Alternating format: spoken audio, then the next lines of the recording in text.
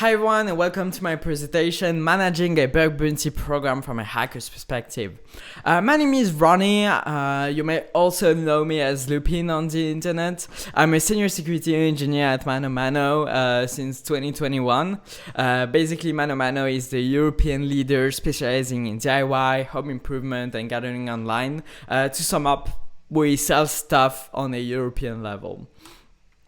I've been co-leading ManoMano's Bug Bounty program since my arrival, and I've been doing bug bounties on HackOne for 3.5 years, I think.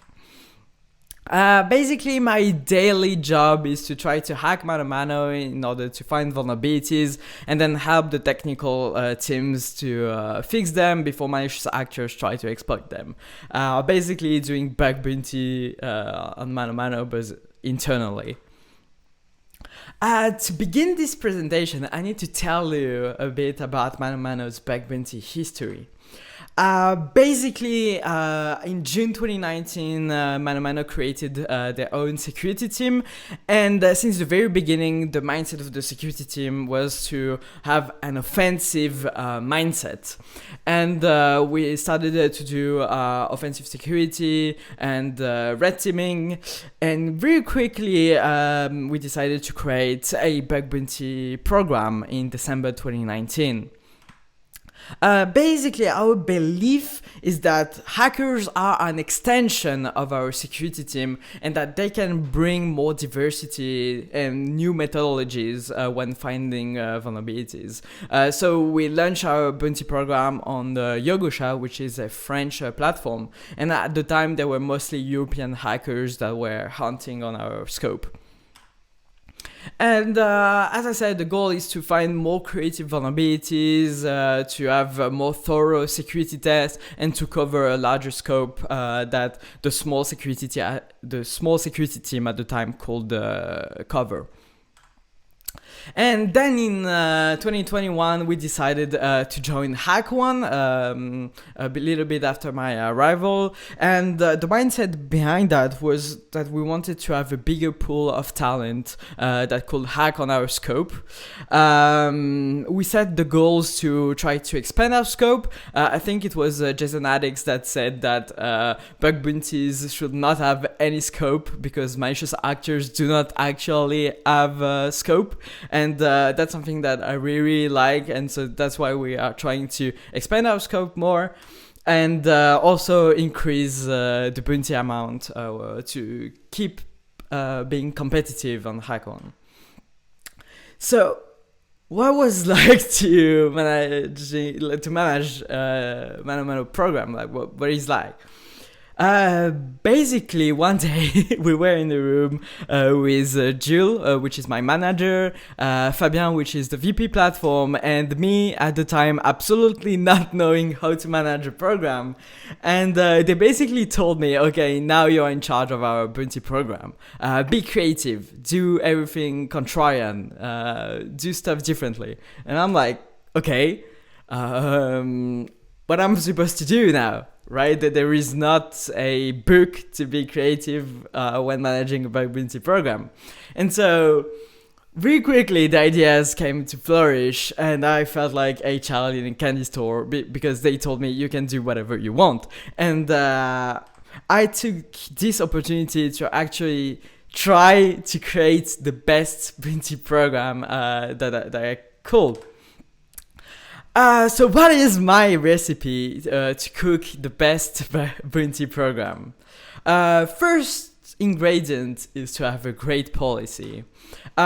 Basically, a great policy is to have a good explanation of your scope, of your technologies, and your assets. So, for instance, there is the main marketplace, and there is different TLDs. It's always great to explain that all the TLDs have the same underlying technologies, and that finding one vulnerability on the one TLD is like a duplicate of finding the same on another TLD. For instance, that's a great explanation, and to be transparent and clear with the hunters. And also, as I said, we wanted to expand our scope, right? And so I added this little item to the scope, which says that any personal identifiable information of our customers, employees, or sellers are in scope. Basically, the philosophy behind that is that we do not want to care about the entry point, but more about the result of the vulnerability, of the impact, really. And so that's actually a mindset that comes from GDPR, because as a European company, we are bounded to GDPR, and a leak of data on any of our assets, on even our third parties, where our responsibility is engaged, that's like some kind of legal GDPR stuff. This is like our responsibility. And so I feel that we're also responsible to add that to our bounty program and to be transparent that we want to receive any kind of report where there is information leakage, because that's our responsibility. Then also we try to be as clear as possible on the reward table, and that's why we added an hard-coded bug bounty table. Basically, if you get one of the vulnerabilities that is written on this table, for instance, a remote code execution on the marketplace, this is automatically a $10,000 reward. There is no discussion about that, right? So we hard-coded some kind of rewards. For instance, as I said, remote code execution, $10,000. Mass customers data exfiltration, the same, $10,000. If you can get a cache poisoning denial of service, it will be, for instance, $5,000. So if you manage to cache poison our JavaScript, our CSS page, that's super impactful for us. I don't know, one-click based account takeover will be also $5,000, etc., etc. And every vulnerability that do not fall on the table fall on another table. Also, I want to be clear that I do not want clickjacking. Basically, you will miss $1 on the next report if you bring me a clickjacking on the table. So please don't. And as I said, every bounties that do not fall on the first table falls on the second table, which is a way more classical table, a sliding table, where for our web application, the low are between 200 to 250, and the critical are between 2,500 and 3,000. And for mobile application, there is small bonuses because we are really interested in finding vulnerabilities on our mobile application in general. And then for me, in a good policy, we need to try to help the hunters. As I said, we are not trying to, have this philosophy of bug bounty when we say, okay, there are external actors, as malicious actors, they do not have any information, so we give them a complete black box and they need to find vulnerabilities just like that. And I'm like, that's not how we are supposed to do our job, right? And so that's why I've been trying to help the hunters finding vulnerabilities and just writing some advices in the policy. So first of all, there is the general rules that add use your YesWeHack one email. Try to not DDoS us with your scanning, because we all know how to run nuclei in the team, so that's not useful for us. And if you can try to add the HackerOne header, it's always great for us to analyze the logs then. We added a capture the bug. Basically, if you think that you compromised the data of other customers, instead of accessing data of not consenting customers, you can just access an ID that we provide to you, and you'll find a flag in a certain part of the account. And so if you retrieve a flag, we're automatically giving you a bounty. Again, no discussion about that. And we also added some articles that our tech teams wrote. We are really transparent about the technologies we use, the softwares we are running, etc., etc. And so I've been trying to add some articles to understand more our ecosystem and how the marketplace is running. And then I've added this one, how to get a lead bounty. In my opinion, if you get an XSS with just an alert box, I do not see any impact, because sometimes there is different components, like I don't know, maybe there is a CSP that you didn't know of, maybe it's hard to get an XS share correctly because there is a lot of complex headers to add in the request, etc, etc. So if you have an XSS, show me the impact, and actually I'm going to reward more if you show the impact. And so that's always great, to try to chain your vulnerabilities and always try to get the best impact possible. I know this is not true for every bug bounty program, but on our program we really want to see that. And then we're open to other kind of reports and other questions, etc. If you have a doubt, always communicate with us. Again, we are not like going to tell you we are in a black box and you cannot communicate with us. Actually, I've had some hunters that called me and told me, okay, I have the beginning of a vulnerability, but I don't know how to exploit it. And I was like, okay, I'm going to exploit it with you. And they were like, why? I don't know. I just want it. I just want to help people. You are an extension of our security team. Again, we are not trying to slow you. We are trying to have a value from the hunters. So if we can help to exploit the vulnerability, let's go. Why not? And then, yeah, we're trolling a little bit on the policy because, again, even if you want to find vulnerabilities on our marketplace, we are 100% secure, so why bothering, right?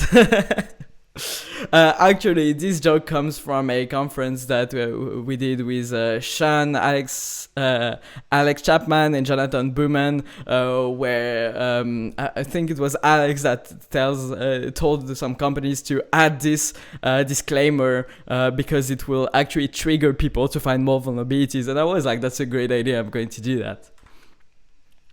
The second ingredient when you want to have a great bug bounty program is to have clear internal processes when coming to handling reports. Basically, when we're receiving a report on our program, our goal is to answer as fast as possible.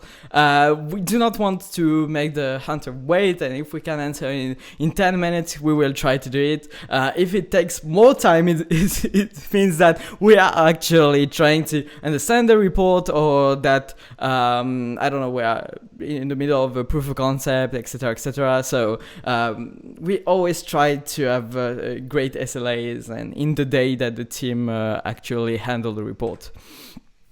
And so after handling the report, like the first response, we are trying to understand the vulnerability. This is an example of an IDOR that we had on our program, where basically there was a post request on API v1 reviews, where in the JSON you could change the article rating and the seller rating of any reviews on the platform. So it was quite impactful. And then we denied the vulnerability. We denied that we didn't find the vulnerability before them. That's just a joke. But when we managed to reproduce the vulnerability, we are then going to triage by asking why we invited this hunter on the program. And once it's triaged, we are going to try to escalate the vulnerability for the hunter. Basically, as I said, we are not here to slow the hunters or being unfaithful. We want to bring more impact to the vulnerability, and we want to reward the hunters according to the impact, right? So, for instance, Luca will tell me, I bypassed the filter. Killian will tell me, I chained the vulnerability to get an account takeover, and I will be like, well, amazing. Now we need to reward more. And that's great. That's something that we really like to do. Again, we really want to help the hunters bring more impact to their reports. And so to take an example of a kind of escalation that we did, in April 4th, 2022, we rewarded a vulnerability as a low vulnerability with a little bonus because we really liked the report. And then in October 5th, we said, okay, maybe the vulnerability is a bit more impactful than we thought, because we managed to escalate the vulnerability internally after a lot of testing, a lot of things. So we escalated to high, and then we rewarded the hunter for the escalation that we did with a $1,000 bonus on the report. So that's the kind of spirit that we try to have on the program. If we can put 10 hours into escalating a report for a hunter, we will do it, because first of all, it's really fun for us to escalate reports, to exploit the vulnerability. Two, because we have access to our staging environment, and we can actually cause damage to an environment however we want at the security team. And so if we want, like, if someone is reporting us a DOS, we are going to try to DOS the staging environment until it's completely down, just to understand if the reports actually work in the real scenario. So that's the kind of stuff that we do at ManoMano. And then when we manage to escalate the vulnerability, here comes the rating of the vulnerability. So first of all, we are going to use the CVSS score. And just to tell you, I hate the CVSS score. It actually doesn't work for a lot of different vulnerabilities.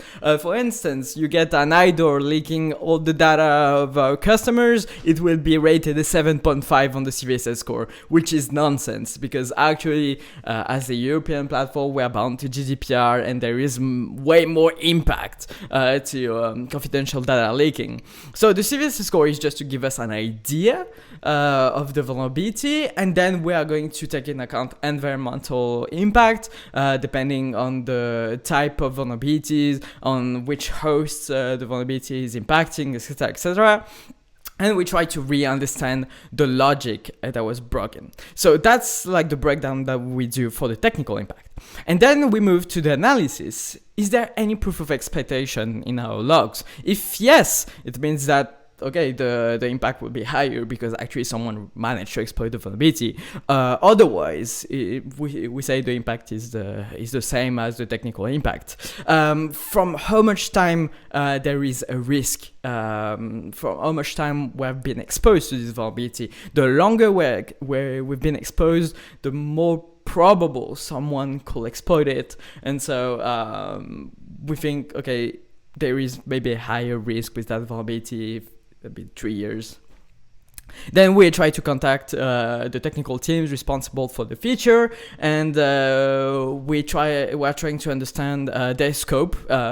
Technical teams know their scope way better than us, because they literally developed the features, and so we're asking them if they can try to escalate the vulnerability. Why not letting the developers try to exploit it a little bit? It's always fun to have this kind of conversation.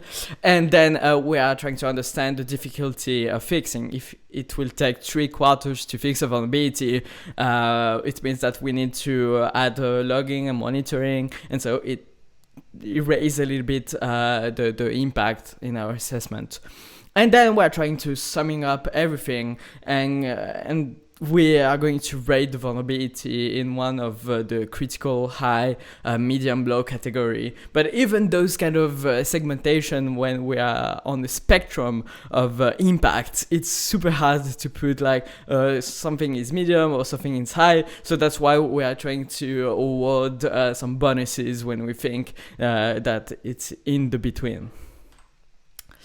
And talking about bonuses, we actually have different kind of bonuses. There is one for creating a nuclei template. As I said, we're running sometimes nuclei ourselves, so no need to run. But if you found a vulnerability that nuclei didn't, well, it's always great to have the template. And so we're going to award a $100 bonus if you want to add the template to do your report.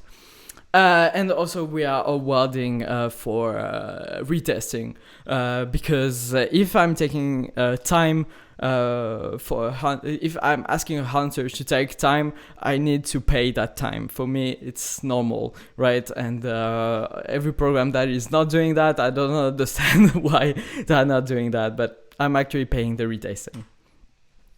And then the last recipe is adding a lot of memes.